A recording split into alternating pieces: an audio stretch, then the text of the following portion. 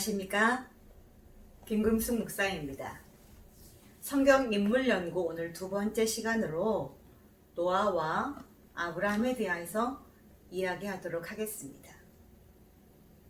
먼저 노아에 대해서 이야기하도록 하겠습니다. 노아는 아담의 셋째 아들이었던 셋의 후손입니다. 또한 노아라는 말의 뜻은 휴식, 또 위로라는 뜻을 가지고 있지요. 또 노아에게는 셈과 함과 야벳 이렇게 세 아들이 있습니다. 노아는 아담의 10대 손이라고 우리는 성경을 통해서 알고 있습니다. 그러나 신학자들은 아담과 노아의 사이에 장구한 세월이 있었을 것이라고 추정하기도 합니다. 하나님께서는 인간을 이 땅에 지으시고 나서 인간을 지으신 것을 한탄하셨다 라고 말씀하셨죠. 그리고 노아를 통해서 그 살아있는 모든 것을 멸할 계획을 세우시게 됩니다. 그리고 어느 날 노아에게 내가 홍수로 위상을 멸할 것이다 라는 말씀을 하시고 노아에게 방주를 지으라고 명령하셨습니다. 창세기 6장 13절에 보면 혈육 있는 자의 포악이 땅에 가득함으로 내가 그들과 땅을 멸하리라 라고 말씀하셨고, 실제 노아가 120년 동안 방주를 지은 후에 하나님께서는 온 지면에 40일 동안 주야로 쉬지 않고 비를 내리게 하셨습니다. 이 비는 우리가 알고 있는 그런 비가 아닙니다. 성경을 보면 땅에 깊은 물이 터지고 하늘의 창문이 모두 열려서 어마어마한 양의 비가 땅과 하늘에서 동시에 40주야를 쏟아부었다는 얘기지요. 근데 그 40일 동안 비를 내리기 전에 하나님께서는 그 노아가 만든 120년 동안 지은 그 방주 안으로 정한 것들은 암소 7쌍씩, 또 부정한 것들은 암소 2쌍씩, 그리고 노아의 가족 8명이 그 방주에 승선하게 됩니다. 노아와 그의 아내, 그리고 셈과 함과 야벳, 그리고 세 며느리, 이렇게 해서 8명이 승선하게 되었습니다. 승선한 후에 엄청난 양의 비가 내리기 시작했고, 그 비는 150일이 찬 후에 모든 천지가 다 물에 잠기게 되었다는 겁니다. 그렇다면 하나님께서 노아에게 방주를 지으라고 명령하셨는데 그 방주의 크기는 얼마나 했을까? 라는 생각을 우리는 가질 수 있습니다. 방주의 크기는 길이는 300규빗, 또 넓이는 50규빗, 그리고 높이는 30규빗이었다고 말합니다. 이 규빗 그러면 우리가 이게 얼마나 큰 크기인지 가늠할 수 없잖아요. 성경의 1규빗은 45.6cm입니다. 그래서 이 길이가 300규빗이면 136.8m가 된다고 합니다. 또한 넓이 50규빗은 22.8m이고 또 높이 30규빗은 13.7m라고 합니다. 선정량은 무려 14,000톤이나 된다고 하지요. 이 방주는 코페르나무로 이제 제작을 했는데 이 코페르나무는 내구성이 아주 강한 나무라고 합니다. 그 내구성이 강한 코페르나무에 역청을 발라서 방수 처리했지요. 그 3층 이 방주는 3층 구조물의 그런 선적이었다는 것입니다.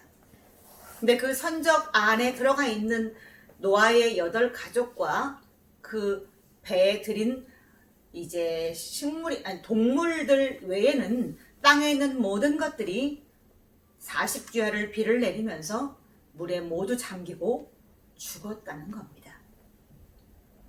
150일 후에 모든 천지가 다 물에 잠겼고, 그리고 또 150일이 지난 후에 서서히 물이 줄어들기 시작했다라고 성경은 말씀하십니다.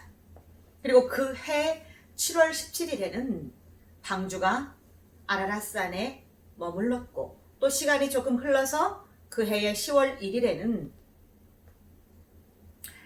높은 산 봉우리들이 보였다라고 말씀하고 있습니다. 그렇게 시간이 조금씩 계속해서 흘러갔지요.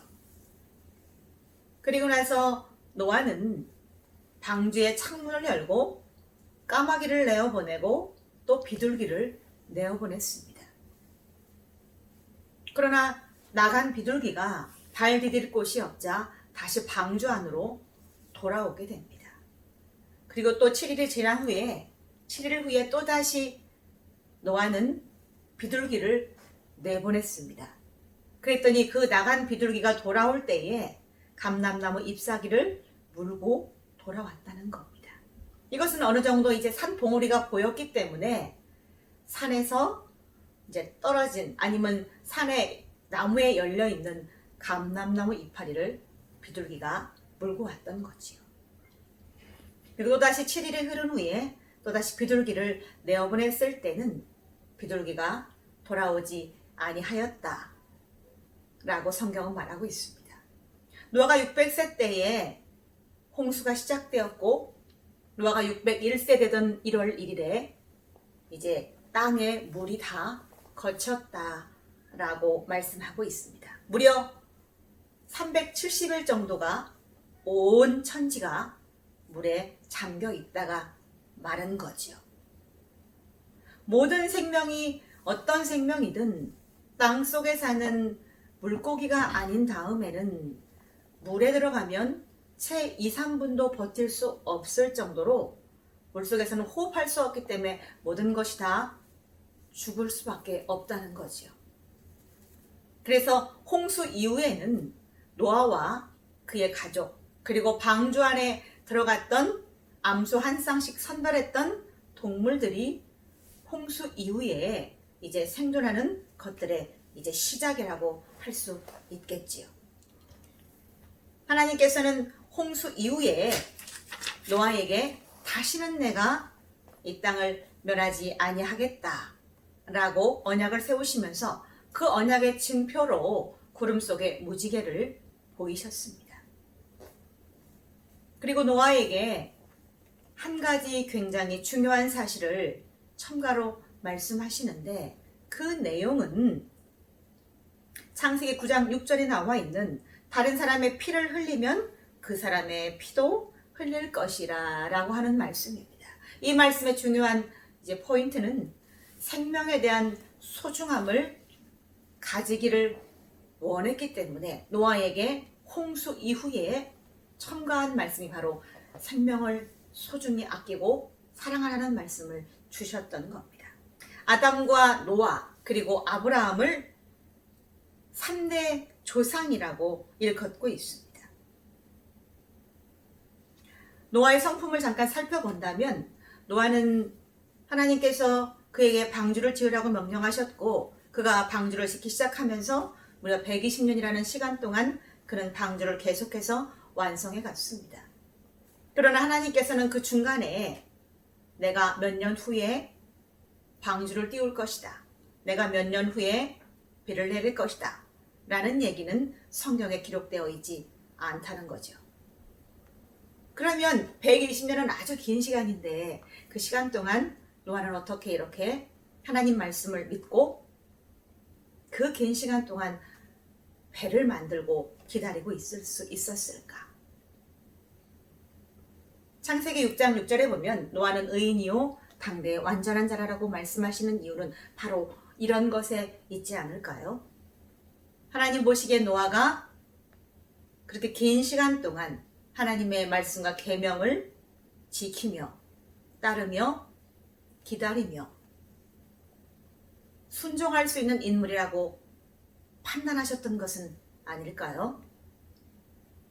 노아에게는 사람들이 보통 사람이 갖고 있지 않는 굉장한 인내심과 또 말씀을 붙여쳐가는 믿음과 또 하나님을 신뢰하는 성품이 그에게 있었던 것으로 보여집니다. 그러나 홍수 이후에 노아는 포도농사를 지었습니다. 포도농사를 지은 후에 그 포도로 포도주를 담았지요. 그리고 그 발효가 잘 된 포도주를 먹고 만취해서 벌거벗은 모습을 자녀에게 보이기도 했습니다. 이런 모습을 보면 노아를 의인이요 당대에 완전한 자라고 말씀하고 있지만 사람은 완전하지 않은 언제나 부족함을 드러낼 수 있는 존재라는 사실을 노아를 통해서 우리에게 보여주셨다는 겁니다. 노아 때에 홍수의 심판이 있었던 것처럼 장차 마지막 때에도 불심판이 있을 것입니다. 예수님께서는 마태복음 24장 37절에 말세는 노아의 때와 같다라고 말씀하셨지요. 홍수를 준비하며 120년 동안 노아가 하나님의 심판을 얘기했을 때도 수많은 땅의 사람들은 여전히 먹고 마시고 즐기며 또 장가가고 또 시집가며 아무렇지 않은 듯이 살아갔듯이 장차 마지막 때 심판이 다가옴을 우리가 인지하지 못하고 노아의 때와 같이 우리가 살고 있는 것은 아닐까요?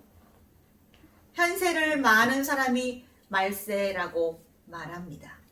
너무나 잔인하고 포악한 말로 형용할 수 없는 인간의 포악, 또 인간들이 벌이는 음행, 부패함, 어디서도 요즘엔 진실과 정직을 찾아볼 수 없는 마치 요령 부리고 가짜로 포장하는 것이 능력이라고 그렇게 말할 수 있는 세대 속에 우리가 살고 있기 때문에 노아의 때 하나님의 홍수 심판은 우리가 다시 한번 깊이 생각해야 될 사건이라고 저는 생각이 듭니다. 노아는 950세를 살고 죽었습니다. 그가 600세에 홍수를 맞았고 그리고 350년 동안을 자녀를 낳으면서 살았다라고 성경은 말씀하시는데 그 마지막 때에 하나님께서 선택한 노아처럼 21세기의 이 말세의 때도 내가 하나님이 선택한 그 의인이면 얼마나 좋을까 라는 생각을 해보게 됩니다. 다음은 아브라함이라고 하는 인물에 대해서 이야기하도록 하겠습니다. 아브라함은 믿음의 조상이요 또 열국의 아버지라고 우리는 들었습니다. 아브라함은 정말 믿음의 조상이 될 만큼 그렇게 엄청난 정말 완벽한 그런 사람이었을까요? 성경에 보면 그렇게 나와 있지는 않더군요. 아브라함이라는 인물을 살펴보면 아브라함은 셈의 후손입니다. 노아의 큰아들의 후손입니다. 그리고 갈대아 우르에서 출생했지요. 이복루였던 사라와 결혼해서 나이가 먹도록 자녀가 없었던 특징이 있습니다. 아브람이라는 말의 뜻은 거룩한 아버지 아니면 존귀한 아버지라는 뜻을 가지고 있습니다. 그러나 하나님께서는 아브람의 이름을 아브라함으로 바꾸어 주셨습니다.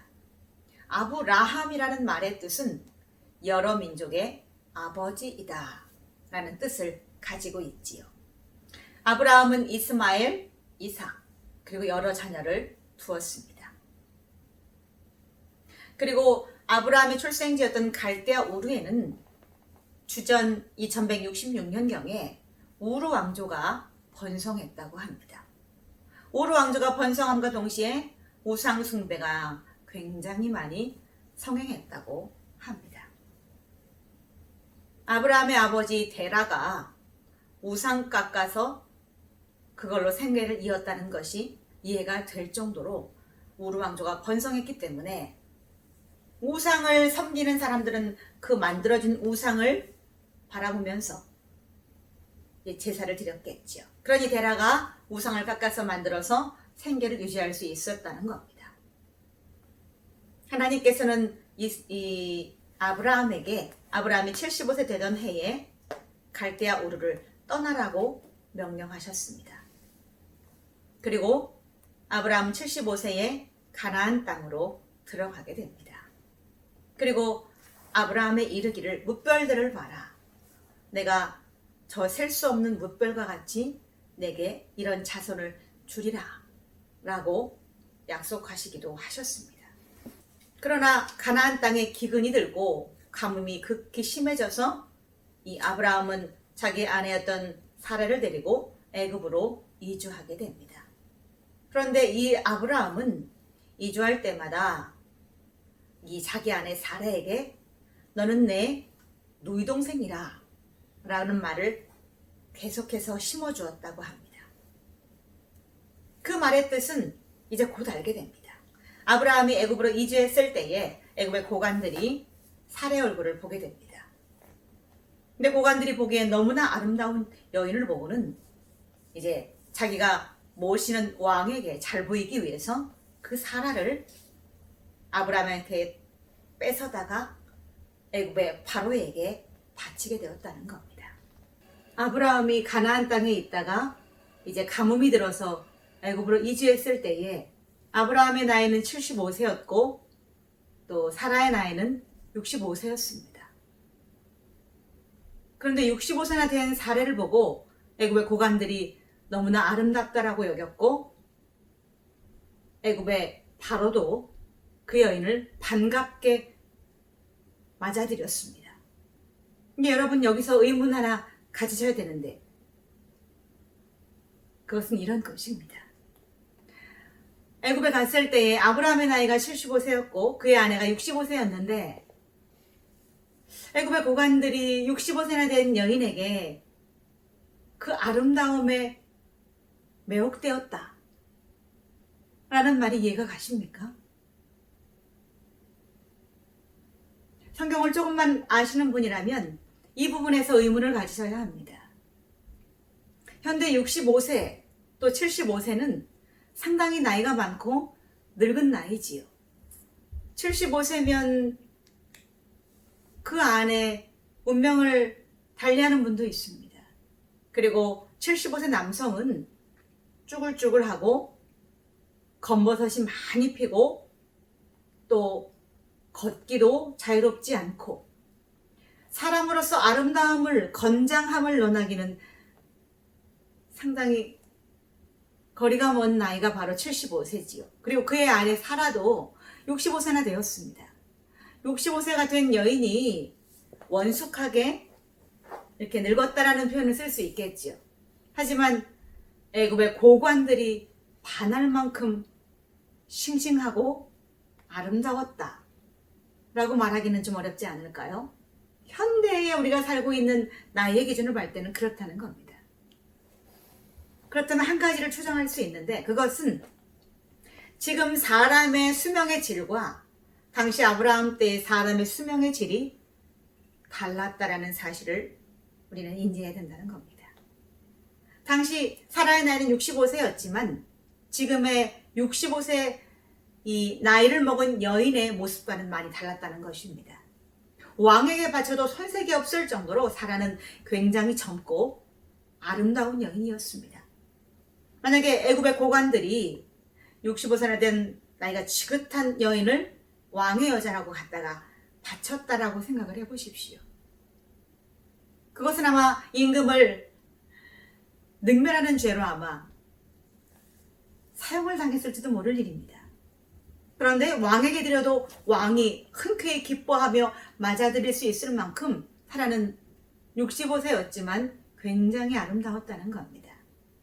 지금 우리가 살고 있는 현세의 이 사람의 모습과 아브라함 때의 사람의 이 수명은 지금보다 더 길었을 뿐더러 지금보다 더 나이보다 지금의 65세보다 이 아브라함 때의 이 사라의 65세는 한 20-30년 정도 이 젊음의 차이가 있지 않았을까라는 추정을 할 수 있다는 겁니다.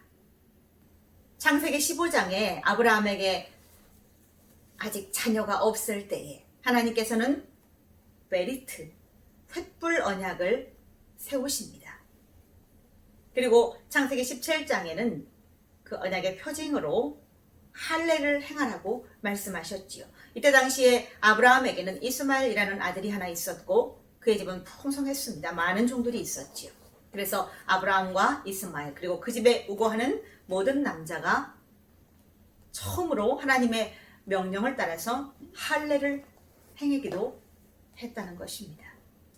이 아브라함의 성품을 한번 살펴볼까요? 아브라함은 애굽으로 이주했을 때에 애굽의 바로에게 자기 아내 사례를 준 것은 그가 자신이 혹시 죽임을 당할까 하는 두려움이 있어서 자기 아내를 왕에게 바쳤다라고 얘기하고 있습니다. 그러나 아브라함은 이런 행위를 한 번 한 것이 아니고 2번에 걸쳐서 자기 아내 사례를 왕에게 바치는 일을 하게 됩니다. 그랄 땅의 아비멜렉 왕에게도 사라를 주게 됐지요. 이런 것을 볼 때 아브라함은 상당히 비겁하고 자신이 우선인 그런 성격의 소유자가 아니었을까라는 생각을 하게 됩니다. 근데 성경을 가만히 보게 되면 창세기부터 신약성경까지 살펴보게 되면 이 히브리인과 또 이 팔레스타인 지역의 남성들에게 아내나 또 딸이나 그런 것들은 그런 존재들은 어떤 존재였을까 하는 것을 살펴보면 히브리인이나 팔레스타인인이나 남자에게 아내는 그냥 그의 소유물의 일부였다는 겁니다.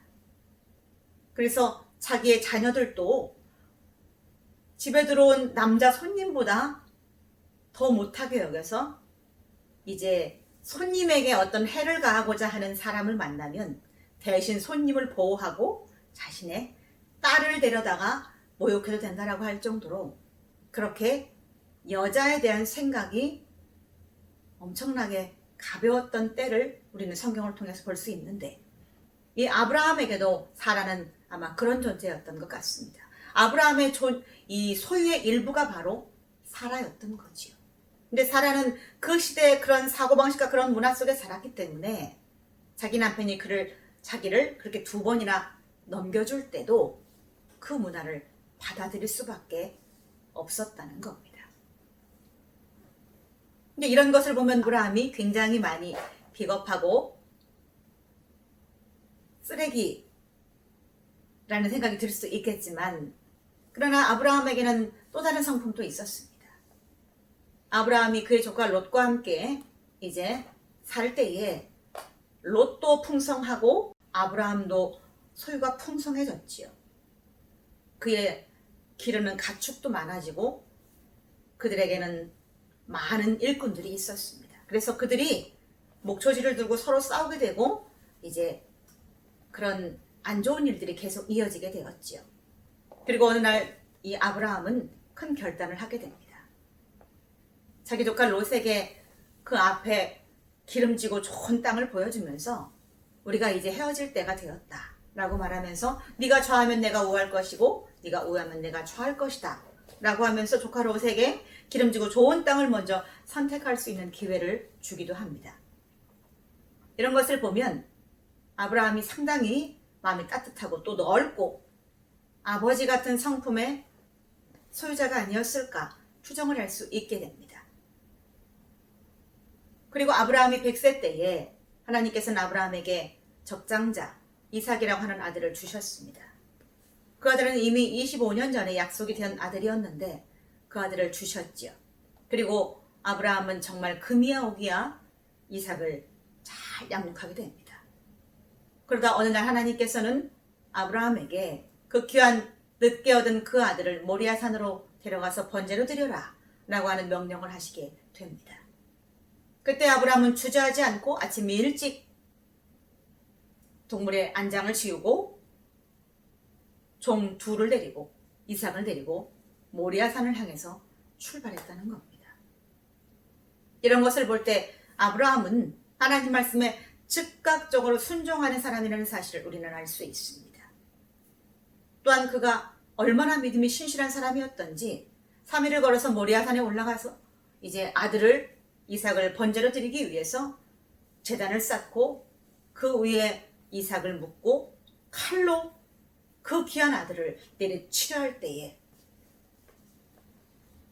진짜로 그 아들을 하나님께 번제로 드리기 위해서 칼을 들었습니다.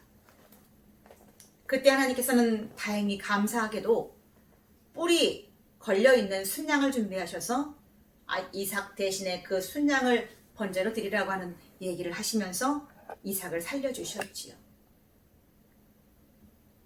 하나님께서는 아브라함의 모습을 보고 감동하셨습니다. 자기 자식도 100세에 얻은 자식도 아끼지 않고 하나님께 드리고자 하는 마음을 가진 아브라함을 보시고 하나님은 굉장히 기뻐하셨습니다. 그런데 이런 명령은